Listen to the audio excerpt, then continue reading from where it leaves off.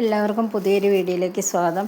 എല്ലാ വീട്ടമ്മമാർക്കും വളരെയധികം ഉപകാരപ്പെടുന്ന നല്ലൊരു ടിപ്സാണ് കേട്ടോ ഞാനിന്ന് കാണിക്കാൻ പോകുന്നത്. അപ്പോൾ ഇത് ആരും മറക്കരുത്. ഇതുപോലെ ചെയ്ത് വെക്കാനായിട്ട് നമുക്ക് വീട്ടുപണികളൊക്കെ പെട്ടെന്ന് ചെയ്ത് തീർക്കാനായിട്ട് സാധിക്കും, സമയം ലാഭിക്കാനായിട്ട് പറ്റും. എല്ലാവരുടെ വീട്ടിലും ഇപ്പോൾ പുളിയൊക്കെ ഇതുപോലെ വാങ്ങിച്ച് വെക്കാറുണ്ടാവുമല്ലോ അല്ലേ. മിക്കവരും ഫ്രിഡ്ജിലൊന്നും സൂക്ഷിച്ച് വെക്കാറുണ്ടാവില്ല, വെറുതെയൊക്കെയാണ് എടുത്ത് വെക്കാറുള്ളത്. നമ്മൾ ഫ്രിഡ്ജിൽ ഇതുപോലെ കുറേ വാങ്ങിച്ച് ഫ്രിഡ്ജിൽ വെച്ച് കഴിഞ്ഞാൽ ഭയങ്കരമായിട്ട് കട്ടിയായി പോകും. പിന്നെ അത് എടുക്കാനൊക്കെ ഒത്തിരി താമസമായിരിക്കും, പിഴിഞ്ഞെടുക്കാനൊക്കെ കുറച്ച് ആദ്യമേ ചൂടുവെള്ളം ഒഴിച്ച് അങ്ങനെയൊക്കെ ബുദ്ധിമുട്ടുള്ള കാര്യമാണ്. സമയം നമുക്ക് ഒത്തിരി നഷ്ടപ്പെടുകയും ചെയ്യും. അപ്പോൾ ഞാനിനി ചെയ്യുന്നത് പോലെ നിങ്ങളൊന്ന് ചെയ്ത് വെച്ചാൽ നമുക്ക് പാചകമൊക്കെ തയ്യാറാക്കാനായിട്ട് വളരെ എളുപ്പമായിരിക്കും കേട്ടോ. അപ്പോൾ ഞാനൊരു പാത്രത്തിലേക്ക് കുറച്ച് പുളിയെടുത്ത് ഇട്ടിട്ടുണ്ട്. ഇനി ഇതിലേക്ക് നമുക്ക് കുറച്ച് വെള്ളം ഒഴിച്ച് ഒരു 10 മിനിറ്റ് വരെ നമുക്കൊന്ന് കുതിർക്കാനായിട്ട് എടുത്ത് വയ്ക്കാം. അപ്പം നമ്മുടെ പുളിയെല്ലാം നന്നായിട്ട് തന്നെ കുതിർന്ന് വന്നിട്ടുണ്ട്. ഇത് നന്നായിട്ട് തന്നെ ഒന്ന് പിഴിഞ്ഞെടുക്കണം. ഇതിൻ്റെ പുളിയെല്ലാം നമുക്ക് 2 പ്രാവശ്യമായിട്ട് അധികം വെള്ളമില്ലാതെ തന്നെ നമുക്കിതൊന്ന് പിഴിഞ്ഞെടുക്കണം. ഇനി ഇത് ഒരു അരിപ്പയിൽ നമുക്ക് അരിച്ചെടുക്കാം. ഇത് നമ്മൾ സെപ്പറേറ്റ് ആയിട്ട് നമുക്ക് എടുക്കാം കേട്ടോ. ഫ്രഷ് നല്ല കട്ടിക്കുള്ള പുളിയും രണ്ടാമത്തെ പുളി പിഴിഞ്ഞതും കൂടി നമുക്ക് 2 പാത്രത്തിലായിട്ട് എടുത്ത് മാറ്റി വയ്ക്കാം. അപ്പോൾ ഇതുപോലെ അരിച്ചെടുത്ത് കഴിഞ്ഞാൽ അതിലുള്ള വേസ്റ്റുകളെല്ലാം നമുക്ക് മാറിക്കിട്ടും. നല്ല പ്യുവറായിട്ടുള്ള വെള്ളം തന്നെ നമുക്ക് പുളിവെള്ളം നമുക്ക് കിട്ടുകയും ചെയ്യും.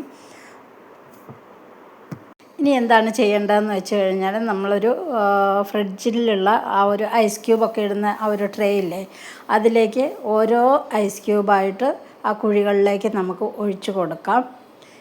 ഇത് കട്ടിക്കുള്ള പുളിയാണ് കേട്ടോ, പുളിവെള്ളമാണ്.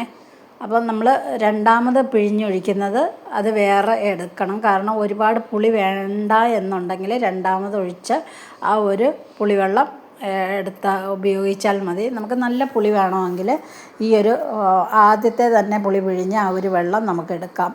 അങ്ങനെ നമ്മൾ എടുത്ത് ഇതുപോലൊരു ട്രേയിൽ നമ്മൾ ഫ്രീസറിൽ സൂക്ഷിച്ച് കഴിഞ്ഞാൽ നമുക്ക് ആവശ്യമുള്ളപ്പോഴെല്ലാം നമുക്കിതുപോലെ 1-2 ക്യൂബ്സ് ഇട്ട് കൊടുത്താൽ മതി. നമുക്ക് പണികളും പെട്ടെന്ന് തീരും. നമ്മൾ പിഴിഞ്ഞെടുക്കേണ്ട ആ ഒരു ബുദ്ധിമുട്ടോ അല്ലെങ്കിൽ സമയമൊക്കെ നമുക്ക് ലാഭിക്കാനായിട്ട് സാധിക്കും.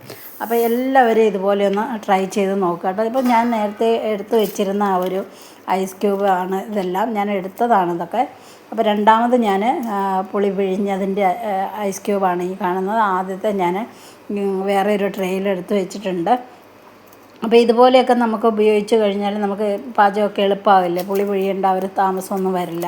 അപ്പോൾ എല്ലാവരും ഒന്ന് ട്രൈ ചെയ്ത് നോക്കൂ കേട്ടോ. എല്ലാവർക്കും ഇഷ്ടപ്പെട്ടെന്ന് വിചാരിക്കുന്നു. അടുത്ത ടിപ്സിലേക്ക് പോകാം. അപ്പോൾ നമ്മളെല്ലാവരും ചപ്പാത്തി ഉണ്ടാക്കുന്നവരാണ്. പലർക്കും പരാതിയാണ് ചപ്പാത്തി ഭയങ്കര കട്ടിയാണ്, സോഫ്റ്റ്നെസ് ഇല്ല എന്ന്. അപ്പോൾ അതിന് പലരും പല വിദ്യകളും ഉപയോഗിക്കാറുണ്ട്. എണ്ണ ഒഴിക്കാറുണ്ട്, ബട്ടർ ഒഴിക്കാറുണ്ട്, നെയ്യും അതുപോലെ ഏത്തയ്ക്ക പുഴുങ്ങിയത്, അതുപോലെ ഏത്തപ്പഴം, അതുപോലെ അങ്ങനെയുള്ളതെല്ലാം ഇതിൽ ചേർത്ത് കുഴയ്ക്കാറുണ്ട് സോഫ്റ്റ്നെസ് കിട്ടാൻ വേണ്ടിയിട്ട്. അപ്പോൾ ഇനി നിങ്ങൾ അങ്ങനെയൊന്നും ചെയ്യേണ്ട, വെറും പച്ച വെള്ളത്തിൽ കുഴച്ചിട്ട് ഞാൻ ഈ ചെയ്യുന്നത് പോലെ ചെയ്തെടുത്താൽ നിങ്ങൾക്ക് വളരെയേറെ നല്ല സോഫ്റ്റായ ചപ്പാത്തി ഉണ്ടാക്കാം. അപ്പോൾ ഞാനിവിടെ ഒരു ചപ്പാത്തി നല്ല ചൂടുള്ള തവയിലേക്ക് ഇട്ട് കൊടുത്തിട്ടുണ്ട്. ഇതിൻ്റെ മേളിലായിട്ട് ചെറിയ കുമിളകൾ വരുന്നുണ്ട്. ആ സമയം തന്നെ നിങ്ങൾ ഈ ചപ്പാത്തി തിരിച്ചിട്ട് കൊടുക്കുക. ഒരുപാട് കുമിളകൾ വരാനായിട്ട് നിങ്ങൾ വെയിറ്റ് ചെയ്യരുത്. ചെറിയ കുമിളകൾ വരുമ്പോൾ തന്നെ നിങ്ങൾ തിരിച്ചിട്ട് കൊടുക്കുക. തിരിച്ചിട്ട് കൊടുത്ത് ഒരു നല്ല ഫ്ലെയിമിൽ തന്നെ വെച്ചതിന് ശേഷം വീണ്ടും ഒന്നുകൂടി നിങ്ങൾ മറിച്ചിട്ട് കൊടുക്കുക. ഇങ്ങനെ മറിച്ചിട്ട് കൊടുക്കുമ്പോൾ തന്നെ പതുക്കെ ഒരു നല്ലൊരു കോട്ടൺ തുണി, നല്ല കട്ടിയായ കോട്ടൺ തുണി ചുരുട്ടി വെച്ചിട്ട് കട്ടിക്ക് അത് ചെറുതായിട്ടൊന്ന് പ്രസ് ചെയ്ത് കൊടുത്താൽ മാത്രം മതി. നമുക്ക് നല്ല സോഫ്റ്റായ നല്ല പൊങ്ങിയ നല്ല ചപ്പാത്തി നമുക്ക് കിട്ടുന്നതാണ് കേട്ടോ. അപ്പോൾ നിങ്ങളിനി ഇതിലേക്ക് വേറെ ഒന്നും നിങ്ങൾ ആഡ് ചെയ്യേണ്ട ആവശ്യമില്ല. വെറും പച്ചവെള്ളത്തിൽ നന്നായിട്ട് കുഴച്ചിട്ട് ഇതേപോലെ നിങ്ങൾ ചെയ്താൽ മതി. പിന്നെ പ്രത്യേകം ശ്രദ്ധിക്കേണ്ട, ഇട്ടതിന് നല്ല ചൂടുള്ള തവയിലേക്ക് ഇട്ടിട്ട് പെട്ടെന്ന് തന്നെ ആ ഒരു ചെറിയ കുമിളകൾ വരുമ്പോൾ തന്നെ മറിച്ചിട്ട് കൊടുക്കാനായിട്ട് ശ്രദ്ധിക്കുക. വലിയ കുമിളകളാണെങ്കിൽ നിങ്ങൾക്ക് ഇതുപോലെ പൊങ്ങി വരില്ല, അത് കട്ടിയായിട്ട് തന്നെ ഇരിക്കുകയുള്ളൂ. അപ്പോൾ എല്ലാവരും ഇതുപോലെ ഒന്ന് ട്രൈ ചെയ്ത് നോക്കുക കേട്ടോ. ചെയ്ത് നോക്കിയിട്ട് ശരിയായിട്ടുണ്ടെങ്കിൽ കമൻറ്റ് ബോക്സിൽ നിങ്ങൾ വന്നറിയിക്കണം കേട്ടോ. അടുത്തൊരു ടിപ്സ് എന്ന് പറയാനായിട്ട്, നമ്മളിപ്പോൾ ചപ്പാത്തി ഉണ്ടാക്കില്ലേ, ഈ ചപ്പാത്തി ചിലരുടെയൊക്കെ വീട്ടിൽ ഒരു തവ മാത്രമേ ഉണ്ടാവുള്ളൂ ചപ്പാത്തി ചുടാനും ദോശ ചുടാനും ഒക്കെ. ഒരൊറ്റ തവ ഉണ്ടാവുള്ളൂ. അപ്പോൾ അതിലാണ് നമ്മളെല്ലാവരും മിക്കവരും ഉണ്ടാക്കുന്നത്. അപ്പോൾ ചപ്പാത്തി ഉണ്ടാക്കി കഴിഞ്ഞിട്ട് അതേ തവയിൽ നമ്മൾ ദോശ ചുട്ട് കഴിഞ്ഞാൽ ഇളകി വരില്ല, ഒട്ടിയിരിക്കും. അപ്പോൾ അങ്ങനെ ആ ഒട്ടൽ മാറാനായിട്ട് ഉള്ളൊരു നല്ലൊരു ട്രിക്കാണ് ഞാനിനി കാണിക്കുന്നത്. കനം കുറഞ്ഞ ഒരു കോട്ടൺ തുണിയിൽ നെല്ലിക്ക വലുപ്പത്തിലുള്ള കുറച്ച് പുളി എടുത്തിട്ട് ഇതിലേക്ക് വെച്ച് നല്ലതുപോലെ ഒന്ന് പ്രസ് ചെയ്ത് കൊടുത്ത ശേഷം തവയുടെ എല്ലാ ഭാഗത്തും നല്ലതുപോലെ ഒന്ന് തടവി കൊടുക്കുക. നന്നായിട്ട് തന്നെ ഒന്ന് തടവി കൊടുത്താൽ മതി കേട്ടോ. എത്ര സോഫ്റ്റ് ആവുമെന്ന് നിങ്ങൾക്ക് തന്നെ അതറിയാൻ പറ്റും. എല്ലാ സൈഡിലും 1 മിനിറ്റ് നേരം നിങ്ങൾ നന്നായിട്ട് തന്നെ ഇതുപോലെ ഒന്ന് തടവി കൊടുക്കുക കേട്ടോ. നല്ല ചൂടുണ്ടാവണമെന്നേ ഉള്ളൂ. തവയിൽ നന്നായിട്ട് തന്നെ ചൂടുണ്ടാവും. ആ ചൂടോട് കൂടി തന്നെയാണ് നമ്മളിതുപോലെ തടവി കൊടുക്കുന്നത്. അപ്പോൾ ആ തടവി കൊടുക്കുന്തോറും ഈ തവയ്ക്ക് നല്ലൊരു സോഫ്റ്റ്നെസ് തന്നെ ഉണ്ടാവും. അപ്പോൾ ഇങ്ങനെ നമ്മൾ തടവി കഴിഞ്ഞതിന് ശേഷം ദോശയോ അപ്പോൾ എന്ത് വേണമെങ്കിലും നിങ്ങൾക്ക് ഉണ്ടാക്കി ഈസി ആയിട്ട് ആ തവയിൽ നിന്ന് നമുക്ക് എടുക്കാനായിട്ട് സാധിക്കും. ഇപ്പോൾ എൻ്റെ കയ്യിൽ ദോശമാവ് ഇല്ലാത്തത് കൊണ്ടാണ് ഞാനത് കാണിക്കാത്തത്. അപ്പോൾ നിങ്ങളിതുപോലെ ഒന്ന് ട്രൈ ചെയ്ത് നോക്കൂ കേട്ടോ. അടുത്ത വീഡിയോ നല്ലൊരു ഹെയർ ഡൈ ആണ് ഞാൻ തയ്യാറാക്കാൻ പോകുന്നത്.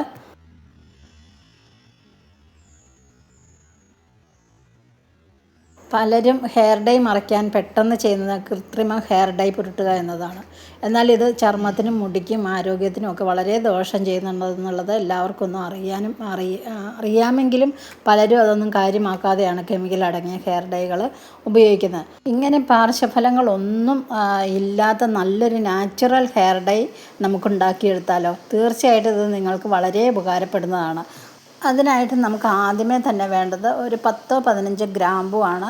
ഗ്രാമ്പു അധികം ഉപയോഗിക്കുന്നതും നല്ലതല്ല. അപ്പം ഞാൻ ഈ പറയുന്ന അത്രയും മാത്രം നിങ്ങൾ എടുത്താൽ മതിയാവും. ഇത് നല്ലതുപോലെ ഒന്ന് പൊടിച്ചിട്ട് വരാം. അപ്പോൾ നല്ലതുപോലെ തന്നെ നമ്മുടെ ഗ്രാമ്പു ഒക്കെ ഒന്ന് പൊടിച്ചിട്ടുണ്ട്. ഇത് ചൂടാക്കേണ്ട ആവശ്യമൊന്നുമില്ല കേട്ടോ, വെറുതെ നമുക്കിതൊന്ന് പൊടിച്ചെടുക്കാം.